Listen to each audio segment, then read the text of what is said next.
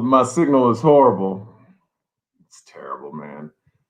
I love living in Las Vegas, but the area I live in is absolutely horrendous. But I can tell my signal's weak. I can tell it's weak because my bar only shows a one. Like it only shows, you know how there's like, it's like one.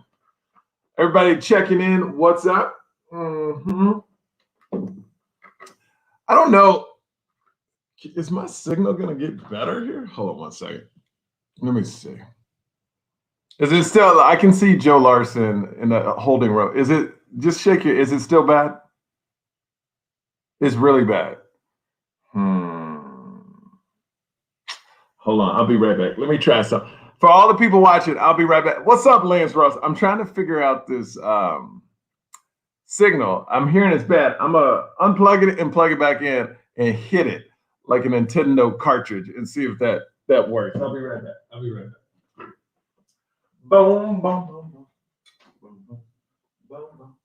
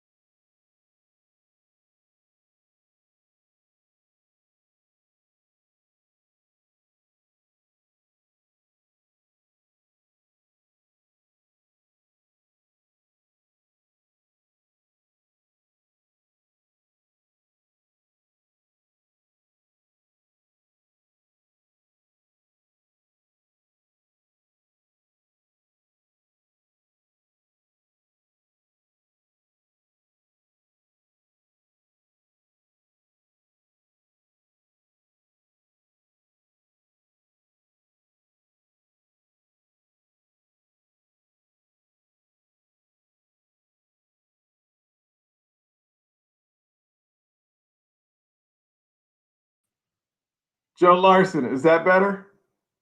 All right, that's what I'm talking. See, and my background is so dark. Let me tell you why it's so dark. Hold on, let me move this light. Let me tell you why it's so dark. It's because welcome to the. Sorry for all the crap this morning, but you listen to the podcast every day. I'm in this horrible area. It's garbage. The fastest the internet goes in the area I am, it's a beautiful area in Vegas, but 20 MPS or whatever it is. Some people have 100. Some people got 1,000. The fastest mine goes, it's 20. It's ridiculous, people. A little distortion. Thanks, Lance Ross. I know. I got garbage signal. I know, Lance Ross. I love you, Lance Ross. Rose Westchester in the house. Good morning. Good morning, Alice Kahn. Good morning, Tina. Hey, don't be sad. It's all good. We're getting it together. We're getting it together. What I want to talk about before I bring on Joe Larson, who's a phenomenal comedian. Well, did you see that Tom Cruise gave back his Golden Globes? I was like, so. Okay, great. Now everybody's boycotting the Golden Globes because in the 78 years of existence, the Golden Globes only had one black person on staff or something like that. I'm like, y'all didn't know that 20 years ago? Did y'all not do research? They got this thing called the internet. It's just, this is the thing about cancel culture. Here's the thing about cancel culture. I understand it. I understand. I totally understand what they're doing.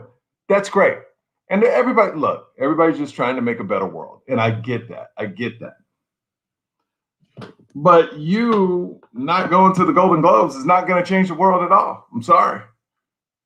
Nobody gives a shit about the Golden Globes, man. I don't. Okay.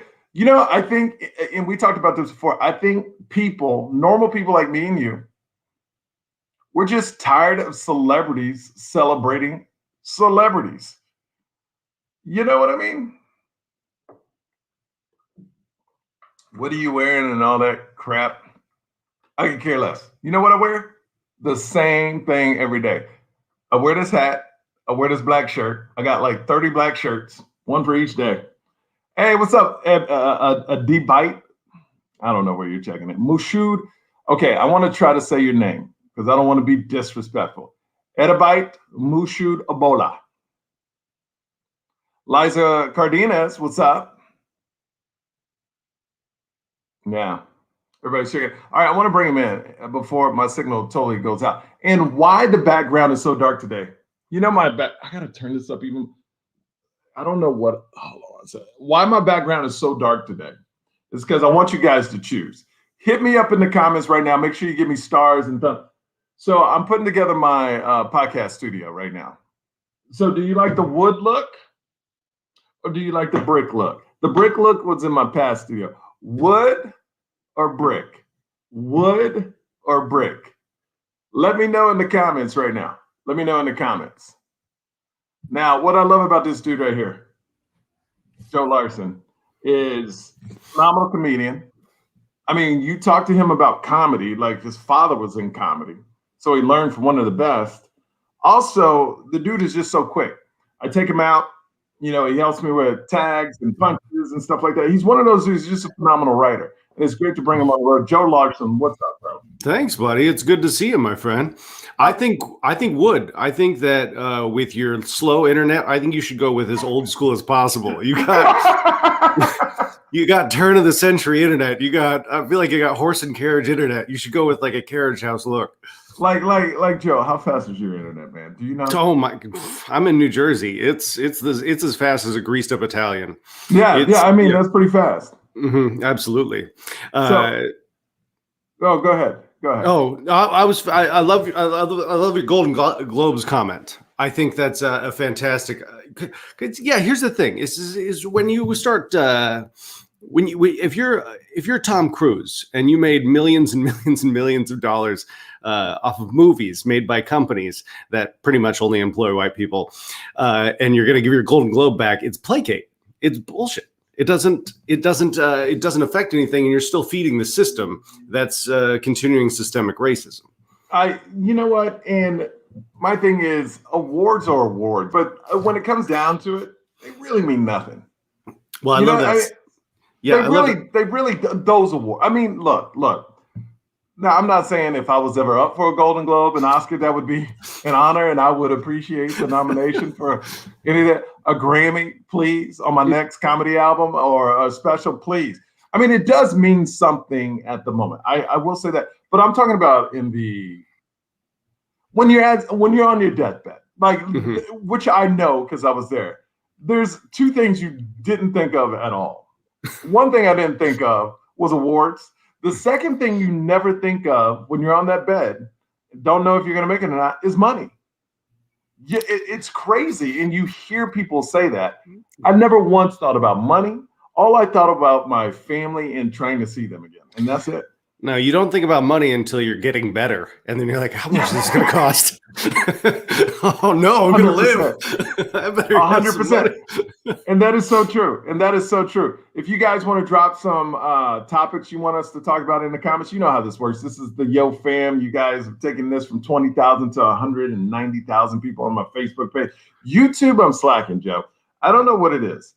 I think YouTube hates me, but Facebook loves me. I'm trying to figure out what that is. That's fascinating. I wanted to talk to you about this because you're a married man. You're a happily married man. How long you been married? 5 years, 7 years together. 5 years. Oh, I like you want credit for time served. Oh yeah, no, no, it's true because it's a thing where me and my wife, we always talk about like how fast it went. Like literally, we've had 2 big arguments in 7 years, and the biggest one was about how she kept buying pillows. Yeah. And well, they do that was a major. I don't understand it to this day. She will. Yeah. Look at these 2 pillows. This is my office. That's my couch. I'm not allowed to put my head on those pillows. Oh no. No. She will chop your head off. Absolutely. Yeah. Yeah, no, Yeah, like you just don't play games with pillows, and women and pillow. It's almost like they come out the womb and they think pillows. That's the first of pillows. I don't yep. understand it. They're the women's sports car, is what it is. They're like, don't touch this, you'll get it dirty, you might drool on it, it'll be terrible. They're like, this is my Porsche. That's what pillows are. It's interesting how they love pillows for decorations. Like that. That's like, and they have like tons of black shoes. Like my wife has about 180 million pair of black shoes, and I don't understand. But yet she questions me when I get like a pair of Jordans that have the same color, could be totally different, but if they have the same color scheme, well, you already have one that's red and black, and we go, but they're different. But well, yeah. But she has the same black shoe over and over again. I don't understand it. Now, yeah, well, I don't think there's certain things that aren't to be understood. It's true. You just go, well, that's my neighbor is he's 76. He's a 76-year-old black man with a PhD. He reminds me of your yeah, that's my dad. Your dad is, and his wife. Also in her 70s with a PhD. Brilliant people. And it's so funny because I talk to them and she looks at him and he's talking, she just looks at him like this. Like, what the hell's going on in your head? I don't see. That's the difference between them and my parents. They never give each other that look because they say it. They never think about it. They just say it. Like if my mom looks at you like that, she's saying whatever she's thinking, like, oh, you look terrible, or that's so stupid, or like my mom holds nothing back, and that's what I love about her too. But she, like I remember I used to date before my wife. I used to date girls, and they go, "Does my mom like you?" And I go, "Did she talk to you?" Like, no. Well, she doesn't like you. So it's not. It's like she doesn't hide anything. Like that had to be terrifying to bring girls home. Oh, to my mom, my dad is pleasant. My dad is a pleasant dude. He's a great guy. And my mom is a great woman, and I love her to death. But she doesn't BS at all. No, I don't like her. She no good. Like. Oh, by the way, if you're just tuning in, Joe Larson is on. If there's something you want us to talk about, drop it in the comments. He's a phenomenal comedian. We travel together. But also, I want you to comment on my backgrounds. I'm putting together. This is the wood. Do you like the wood, or do you like the brick from my old podcast studio? So, Joe, I know you were joking about my internet. So which one do you actually like, though, the wood or the brick? Oh, man, it's all wood. Brick is for stand-up. Really? Wood is for, well, no, wood's not for podcast. You paint that. What are you doing? How old school do you want to make this look? Well, I mean, like wood is a big look. Wood is a big look in the podcast world. But I like the brick because I do stand up. And this is a morning show. But like, I just got this awesome picture. I had it, what is it when you get art done? Commissioned? Is that what it's called? Commissioned, yes. This is not the piece, but it's beautiful. It's Richard Pryor. So, nice. But the problem is with podcasting, unless I do an angle, hold on, I'm gonna change the angle. Yeah. Like this, you won't be able to see it. Unless like if we were on a Zoom thing, it would make sense because this doesn't look like it at all. But for instance, this is Dave Chappelle, right here, right. Oh, that's great. It's great. And it's a phenomenal piece of art. But the Richard Pryor one is next level to this. Oh, yeah? Like it's in, hold on, let me pull it up for you. I like that you got art of an old comedian to go with your old ass internet.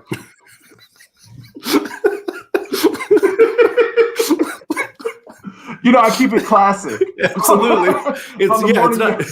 It's not slow internet. It's classic. We keep it dial up right here. I got the classic internet, son. What's up with that? It's throwback internet. That's what this is. We got throwback internet here. I do Throwback Thursday every day on this podcast. I want to show you this, though.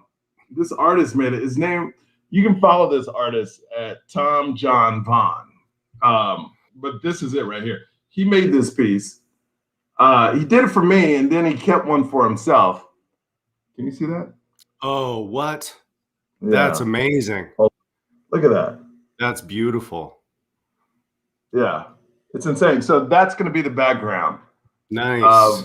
Yeah, and the dude, Richard Pryor, I got a different story than you, but Richard Pryor was the first comedian I saw. It was like, I never said I want to do comedy. You know my story. I never said I Yeah. want to do comedy, but he inspired me. Then Eddie Murphy, of course, inspired me. Wasn't really into George Carlin. He wasn't my thing. No. Bill Burr got me right now. Jim Jeffries is a good close friend. Love him. I'm getting into Patton Oswalt because I have friends that say he's a great guy. I mean, of course, Dave Chappelle. Like, I don't know if you listened to Dave Chappelle on Rogan the other day. Did you happen to hear? It's queued up. I have not seen it yet, but I keep like that one to me is so important that I'm waiting for the right time. You know, it's I'm gonna light some candles, draw a bath. I'm gonna really, I'm gonna do it up. Put your legs up, shave them, all that kinds of good stuff. Absolutely. So it took me 3 days to finish it because I got kids running around, but I do it mostly when my wife sends me to errands. That's the only positive thing about going, because you're alone in the car and you can listen. And I tell you what I love and what I miss, and you went through it. And I was talking to some other comedians about this, because right now I'm at the Cellar in Las Vegas, and Esty and Liz, big shout outs to them. They're putting me up every single night. Like every day I want to work, I work, and then I go fly out, do a show, and come right back. But I'm talking to a lot of comedians with years behind them. You know what I mean? And I love hearing this war stories, of coming up with comedians. And I never had that, and I never will, so it's like special bonds I make right now. Yeah. Is me moving forward. But like I started comedy at the age I was supposed to start comedy. Absolutely. But I don't have the camaraderie and companionship these other people have. They always make me feel welcome, but I don't have, like they're saying, do you know this guy? And I don't know anybody. Yeah. Well, I think, but now that you're doing spots, you're gonna develop those relationships. And the thing is like even good shows can become war stories. You do a St. Patrick's Day show at the Laugh Factory, it's gonna be brutal. Yeah, no, it's true. But but the struggling, and we're all struggling to a certain degree still because of this pandemic and everything. But like trying to get mics, trying to go up. You're having somebody you've been doing comedy with for 20 years. Like I won't experience that till I'm like 55. You know what I mean? And I'll be like, well, we think that, but then I look at Joe and other like Dave Chappelle and all that. Like Joe Rogan's 53 and killing it. So I guess but I just don't have that. I miss that camaraderie. Like I just feel like left out in a green room, but they let me in. You know what I mean? Yeah, you're like a fly on the wall almost. You're absorbing everything. Yeah. Well, and that's what you are when you first start stand-up too. You enter that green room and there's the old guys over there, and they got all the stories and they got all the craziness and they got all the advice. I remember once I was headlining the Comedy Works in Denver, and this older comic was opening for me. Just the Comedy Works has amazing comics. And so this guy, it wasn't that he was, an opener. He was a headliner on the road. He was home, so he's opening. And this young kid enters the green room, and the kid's like, "Oh, can I come back?" And we're like, "Sure, yeah, come sit." And the kid's asking questions, and the guy goes, "How long you been doing stand-up?" And the guy goes, 3 years. He goes, "Your audience until you've been doing 5 years." Which, I mean, what a brutal thing to say, but it's true. Like when you first start, you're basically an audience member who's trying to do this too. And but you're not in that place. But that's not the veteran I want to hear. You know what I mean? No. I don't. But what I learned and what I'm learning, and you learned this on the podcast, and Dave Chappelle and Rogan made a great point of this. You know me, I'm a very respectful. Like I'm not a ball buster, so I don't know how I would have handled that arena anyway, because I'm not that dude to ball bust. You know what I mean? But what's great about comedians, and the thing that's which is funny because your mom is and maybe that's why I'm not. Maybe because I know how my mom made me feel. Like the first time I was on television, it took her 3 days to call me, and she goes, "Oh, you look like turkey with the gobble underneath." And I was like, I started working. I look a lot better now. But she was right. But you don't want to hear that from your mom. What you got to do is you just got to bring her in the green room with you and just be like, "Go for it, Mom." She'll rip No, people apart. yeah, I'll just bring her out and she just Yeah. roast people in the audience. Oh, so you fat, you never lose weight, you die soon. Oh, you have fake purse. Like fake Chanel. That would Like that. be the greatest thing. Like a heckler pops up, you're like, well, I don't actually deal with Mom, ah! She comes out. Oh, you're so my mom just stupid. starts ripping people apart, man. That would be hilarious. My mom just Oh, roasted. She goes to the comedy store, wins roast battle. yeah, absolutely. She's on the dais, just Yeah, killing it. Jeff she, Ross is doubled over. she blows up. She's selling out stadiums. Jeff Oh, Ross, I you're roast. so ugly. Look at you, no hair. She roasts everybody. 13,000 people. My Dude, mom's so, just killing it. But so actually, savage. I once a week I want to start having an advice column with my parents, and Mm, they get submissions of questions all week, and then my parents just like give real advice because they don't care. Like absolutely. my dad's at an age where he's 76 now, and he does not care. No. He's buying this new Corvette. He can't even get in and out of that Stingray or whatever it looked. Absolutely. I call it the fake Ferrari, because it looks like a fake Ferrari. And then he's like, "Oh, I like that. I'm gonna change my email to fake Ferrari." Like so. But he's getting this, so my dad in his lifetime doesn't buy anything. He's kind Okay. of like me. Like Mhm. I wear the same thing every day, and I just have many shirts and shorts and that look the same. My dad is like me. I learned this from him. He wears the same thing every day. But when he buys something, he buys some. So he bought a Viper like 25 years ago because that's the only thing he really wanted to buy. And he Yeah. sold it without telling me, which made me very mad. But we'll move past that. And now he's all about this Stingray Corvette. And this thing costs a lot of money. And I'm supportive because he saved up money. He has all this money. He's like, I don't want him to die with a lot of money. You know what I mean? I want him to actually enjoy it. Even my mom. So now they actually go around and do stuff. And, but yeah, it's crazy to see that my mom can roast people. And my dad is the nice version of my mom, but he's still ruthless too. Yeah. Well, I was thinking about this today. Like you're a funny character to me because like you're you you're the son of a doctor, right? A Yeah. PhD. You were a college football star who married a beauty queen. You may be the whitest man I've ever met. It's like It's so it's like a true. 1950s white guy right there. Man, what's crazy is my wife is from. So I've been trying out because I'm want to shoot a new special in November. So I've been Mhm, trying out new material. This is what I love about going up every night because I can try anything, mhm. and it's been going really well. But now I started to talk more about my wife because my wife, people don't really know about her, and then I'm very protective of her. But I just say, you don't understand. I married a white woman, but not just white. Like she's from Wyoming, like Mhm. from Gillette. What? And white people in the audience even go, "Oh!" Now somebody is white when white people in the audience go, "God damn, she's from Wyoming." Like it's so funny to hear that reaction where even white people know Wyoming is white. Very well. Yeah, absolutely. Absolutely. No, if you got a tan there, you're the diversity element of Wyoming. It's it's incredibly white. Wyoming people are like, I am diverse. I'm Yeah. tan, right? Yeah. Yeah, absolutely. And she now does she work now or The she's the mother? kids, The kids. kids. Yeah. Well, our first date we ever had, we had the discussion. Like I forgot what age, but I was at an age where I did everything I could do. And it's not like I'm giving up on life. I was like, I did everything. Time, That time, sounded time, that was time a to buy a bad setup. Corvette. Time to buy a Corvette and just I did it all. That was a terrible setup to my Did wife. everything I could. I got everything out of my system. That's No, the worst insult you could ever give your wife. I Listen, know. I'm No. giving up. You want to get married? What do we? Exactly. No, but I wanted to be serious. I wanted to sell. I didn't want to date anymore. I wanted to date to marry. And I tell everybody, all my Mhm. friends that are still looking, there's a difference between dating to date and dating to marry. And as soon as I met my wife, I knew she was the one. I forgot how we went into this.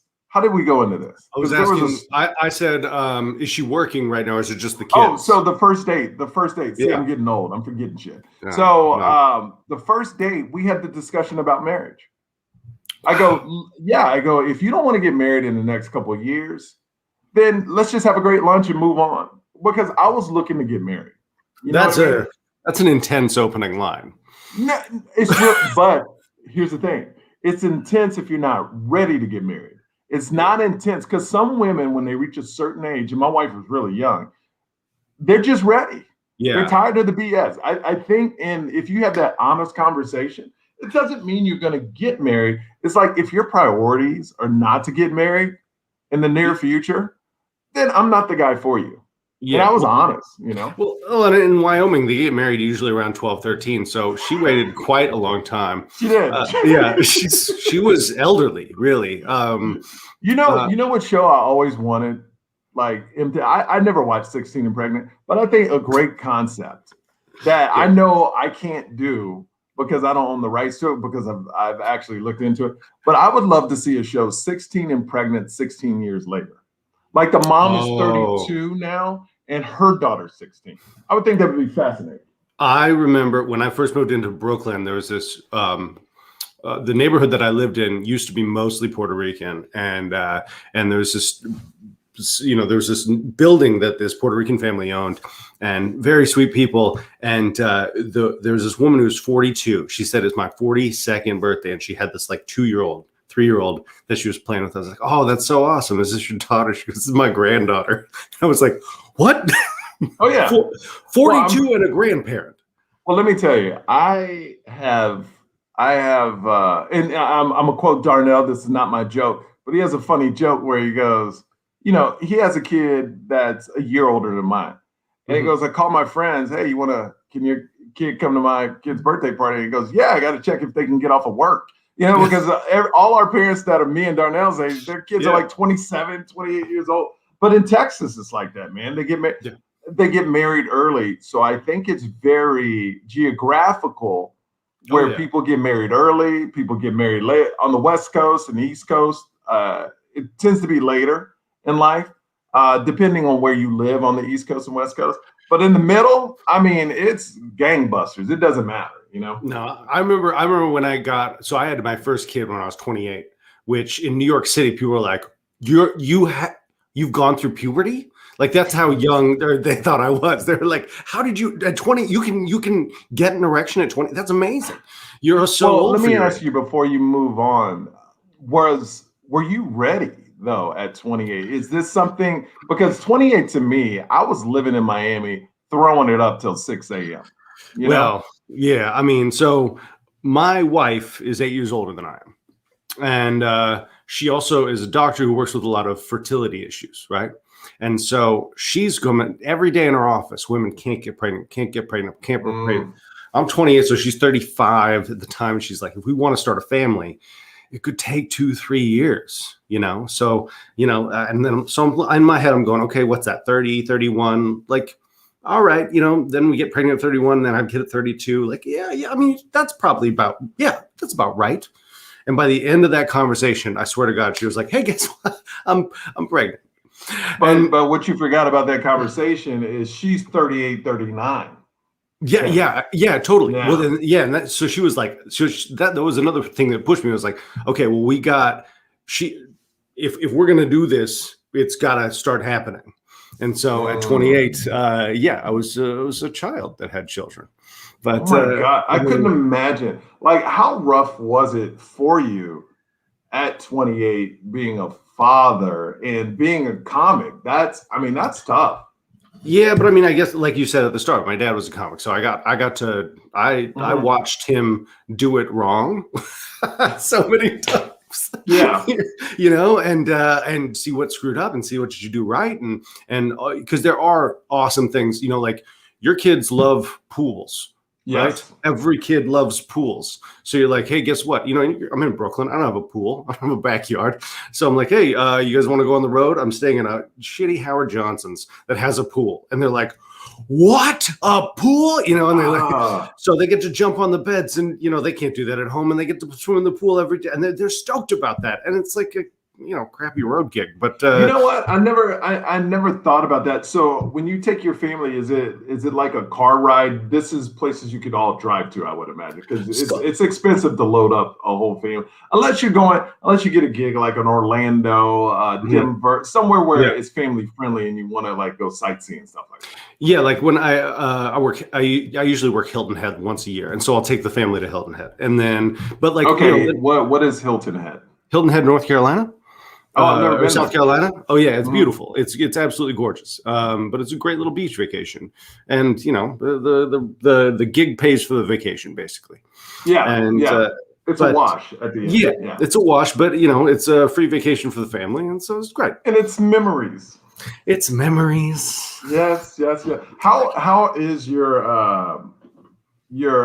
practice? I mean, how is with COVID and like the stress of that? How many kids do you have? 2? I have 2, and no more. I got a vasectomy 3 days ago. Really? How did it feel? Tell me the process of that, bro. Because my wife told me to get snipped, and I was like, because I think in the back of our dark, evil minds is, well, I don't want to get snipped. What if something happens to you? What if something happens to me? Like,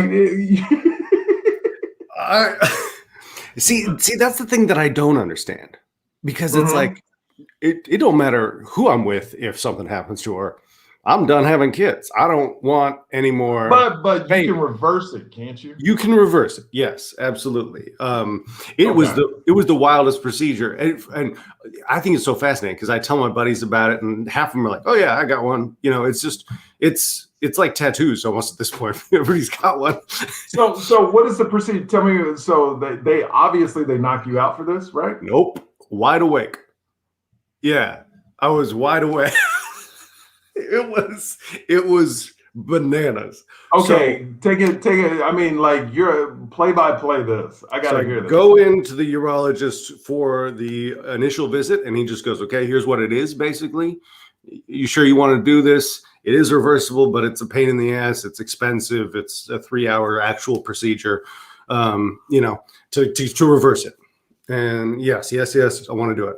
Cool. See you next week. And my particular urologist, he was like, "I do them on Thursdays before work." So he sees patients starting at 8 o'clock. He bangs one out from 7 to 7:30 and one out from 7:30 to 8. And this is like a side gig for him. It's just cutting open balls. It's a side hustle. Yeah. That's hilarious. Absolutely. So I show up the next week at 7, and we're in there, and he goes drop trowel and have a lay back, and I don't know if you know this. So you're naked, bottom down, laying on a bed, and he grabs it and holds it up, and then snip like that. He doesn't have to hold anything up. I'm not. He's like, I'm not. I'm not half black. We're not. No. Actually, but here's so if you want if we want to get graphic, yes, I want to know. I want to know. So about 5 years ago, I got a tattoo. I don't know if I've told you this, but I got a tattoo on my balls that says "May contain nuts," like a warning label. It says what? May contain nuts, like a warning label. Why would you do that? Because it's hilarious. You know me. I love a joke. Did that hurt? Oh, yeah, absolutely. I would get a vasectomy every day over that. Now, did you pick a man or a woman to do the artwork? It was. Do you know Ben Roy out of Denver? He has that show, Those Who Can't, on True TV, and he's a very funny comic. He's tatted up all over the place. I was in Denver, and I was telling somebody it as a joke, and they're like, "You wouldn't do that," and I don't back down. So I was like, "Absolutely." I was like, "Hey, Ben, who's your tattoo person?" And he was like, "Go to this guy." Next day, I was in the office at 5 o'clock. And the dude just like went down on you and did the tattoo on the nuts, huh? Absolutely. You go one letter at a time, and it's my you know that feeling, only a man would know this feeling, is when somebody says something and you're everything down there just kind of it just did like my legs just like You can see it in your shoulders. Your shoulders went Yeah, in. my You're shoulders hiding. went into. Yeah, it's like I'm getting really small on this.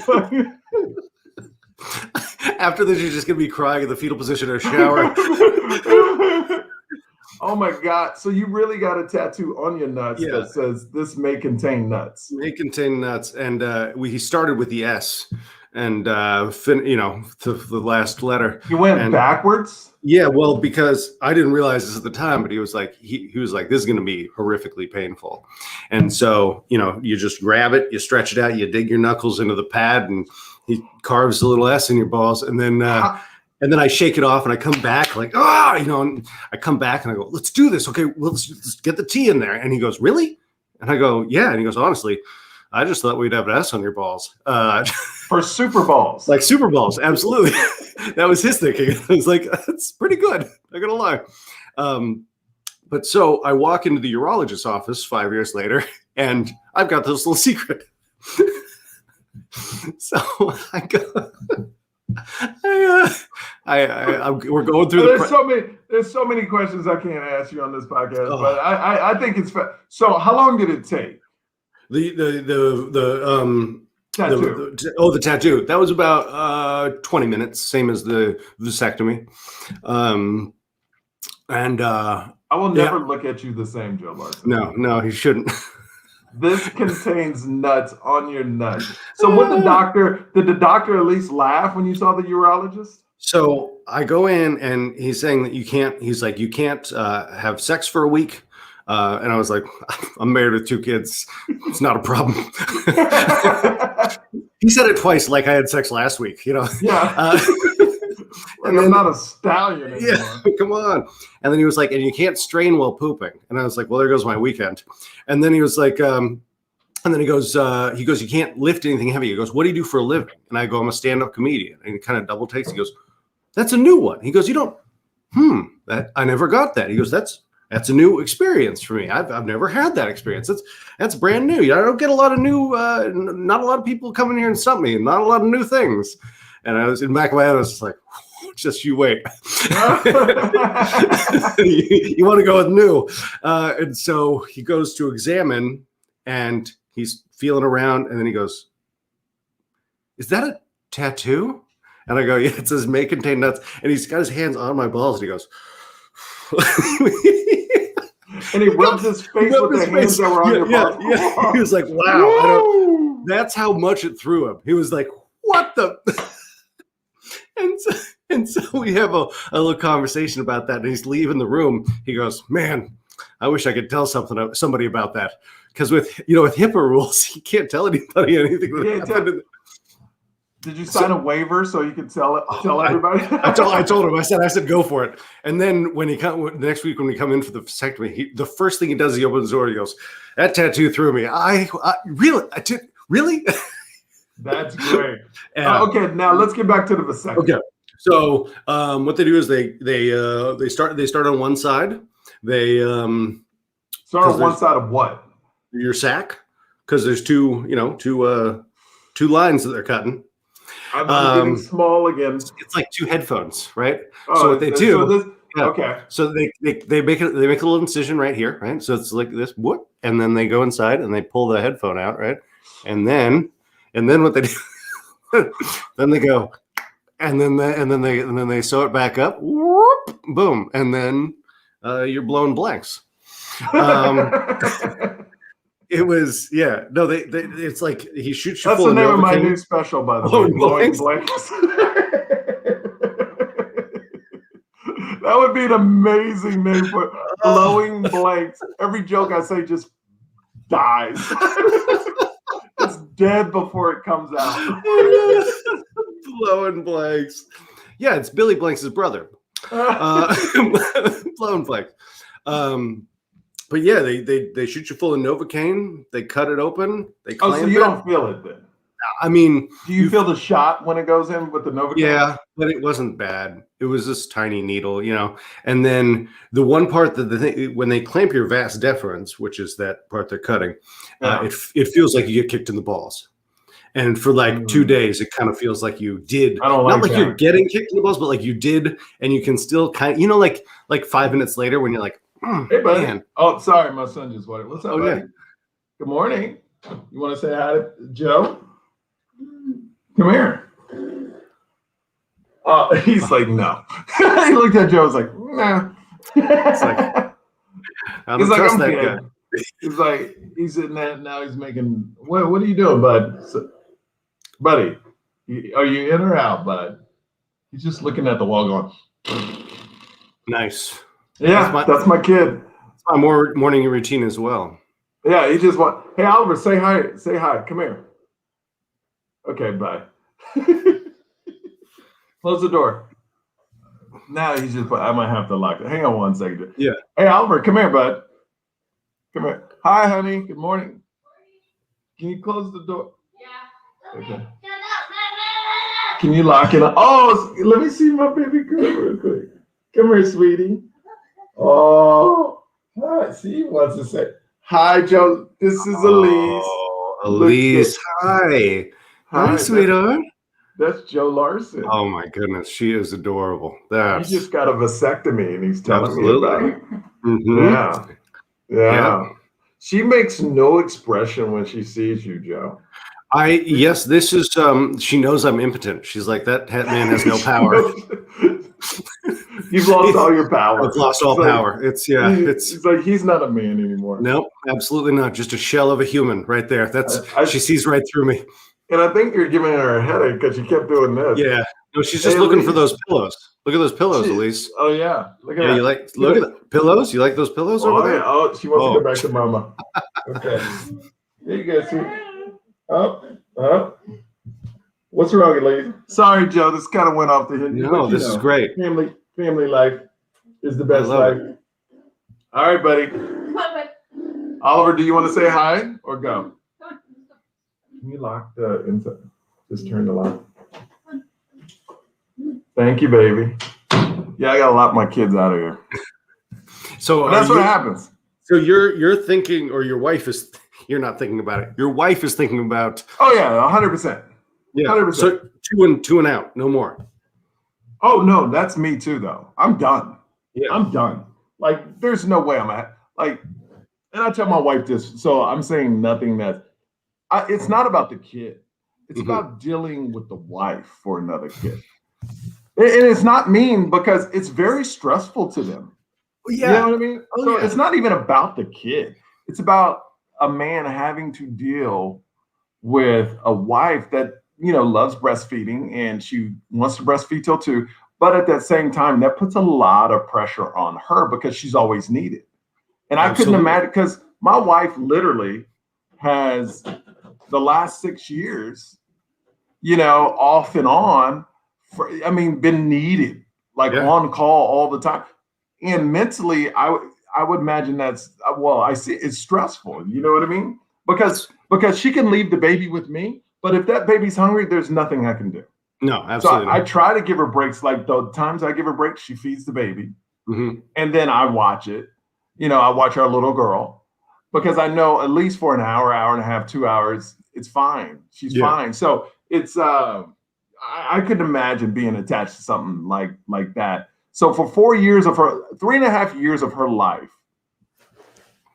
it's been a baby's been attached to her. So it's not another baby. The baby's not the problem. It's dealing with the person that has to do this because they're always on call. Are you there, Joe? Oh no. Are you there, Joe? Oh, I'm here. Did you cut out? Okay, cool. Yeah. You cut out. I missed everything you said because my internet is garbage. But yeah, I said, did we lose you with that old ass internet? No, it's it is incredibly stressful on the woman to have that burden. That's why, Michael, I was actually thinking what you should do is you're already so close to you. Wait, you cut out. Got my internet. You cut out. I'm so close to what? God damn You're so close to Utah. Move one state over. Get some help. You know what I mean? Find yourself a couple of wives. There you go. Yeah. I think that's a plan my wife would not go for. Yeah. What I find funny about polygamy is it's never been a woman with several husbands. And it should be. We would like that, but no woman's like, you know what I Oh, need? I wouldn't like that. Would you really like that, Joe? Absolutely. Pick up the slack. I'll get one. We get one that's handy, right? Get one that loves. Get one. Get one that listens. They're like dwarves. They're like dwarves. The 7 little dwarves. That was the only tale of female male polygamy. Of a woman with several. It was. And it worked. It worked, right? Each one had their own thing. Yeah. He had Sleepy. He's the one that went to bed all the time with the wife, because when she just wanted to cuddle, he was the cuddler. How great would that be? You finish up and then, Jeff, come on in. I gotta go finish Call of Duty. That's hilarious. So pandemic wise, are you guys good? Is it starting to open up for you and things like that? For your wife, did business slow down too? I would imagine. She's been online since we had our second kid. Oh wow. So she's good. She had a little dip when everybody got fearful, but popped right back up. I'm back out on the road this week. I'm in Connecticut at Mohegan Sun. Next week I'm in Virginia Beach at whatever that club is, Sandman's Clubbing. I don't know what it's called. The Chuckle Hut. There you go. Yeah, but it's nice. It's nice to get back out, and the city's opening up again too, which is awesome.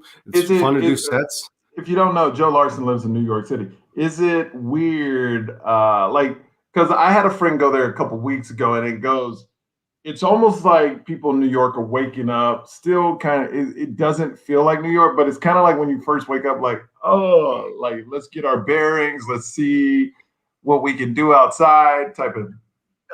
What's weird is the only people left are children. It's crazy because if you're 40, you're not going on vacation there right now. Right.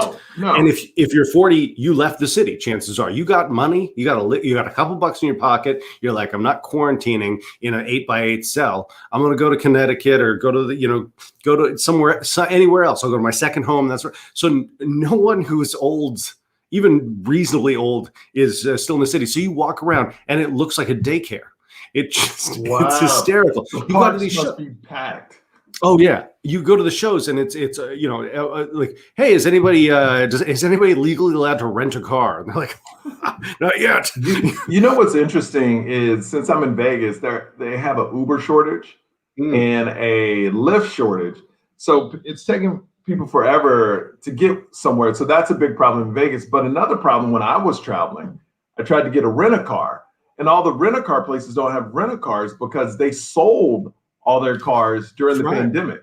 That's right. Yeah, because what was it? I think it was Hertz went out of business, or had to file for bankruptcy and sell all their cars. And that's bananas. That's bananas. Yeah, so it's a thing where everybody's adjusting, but I think it's getting back. I'm at in like a month. I'm at San Francisco at Cobb's, but even clubs are opening up now, and it's a different ball game. Like they got to get back on their feet. So comedians, we're taking a little hit, but we just want to get out. And that's why I love the Cellar. I get to work out stuff because the struggle is just to get up for comedy. But I'm getting up all the time, so I feel blessed that way. How was it with a father that was in comedy? What's the main thing you learned that you liked and disliked?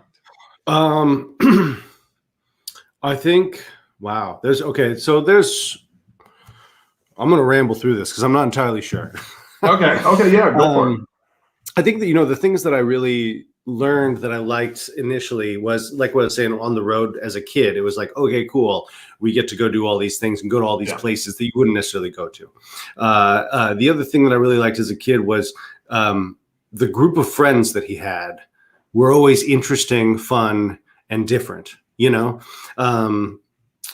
were artists and they were, and that sort of thing. And then also to watch my dad just come up with an idea and bring it to fruition.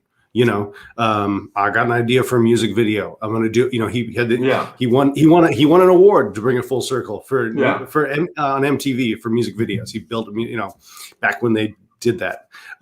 So the ability to just think of an idea as crazy as it could be, and then all your friends are on board and you just build a thing that's stupid and insane and asinine. the thing that he told me when I first started, he goes, if you can do anything else, do it. And I was like, why? Is it because, money or the thing? And he said, no. What it is that you work when life happens. He goes, you're going to miss so many birthday parties, so many kids' baseball games, so many, just everybody lives their life after work when you go to work and on the weekends when you're on the road, and you miss so much of life. And that is a brutal thing about being a comedian is you're the entertainment when everybody, and then when you're off, everybody's at work or everybody's at school. And so now, have you found a way to balance that, or is it kind of like I miss stuff all the time? I mean, it's nice not being successful.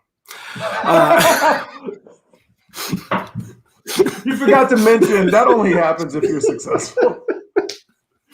Joe's like, I miss nothing. I'm here all the time. Right? No, I mean, that was the other thing, though, is when my dad was home, I came home from school, he's there, so it's like Monday, Tuesday, Wednesday, Thursday. So I think one of the things that I learned from him was when you're there, be 100% present. When they're at work or when they're at school, you write, you do all your business stuff, and then they come home from school and just be there and help out with homework and go to their practice and do the thing and go to the park. And because when it's the weekend and they're doing you don't get to be there. So don't take your time with them for granted. Be truly as present as you can be.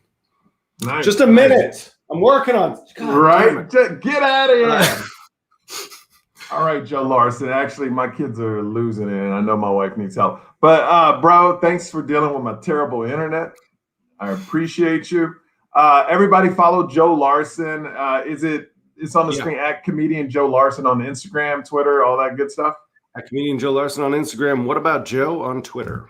What about Joe on Twitter? What about Joe? It's a very old one. Use that with Joe Biden. They were like, "Oh, look at I certainly hope so. I certainly hope so." They'd be like, "Man, he's not looking good." It's Benjamin Button. He's reversing an age backwards. That's Absolutely. Right. Mm-hmm. All right, Joe. Anything else you want to promote? Hit your dates one more time. This weekend, Mohegan Sun. Next weekend in Virginia, Richmond, Virginia, at Sandman Comedy Club. And then anything else, you can find me at comedian or JoeLarsonComedy.com. All right, buddy. I'll talk to you soon, man. Great to see you, man. Thank you so much. All right, later.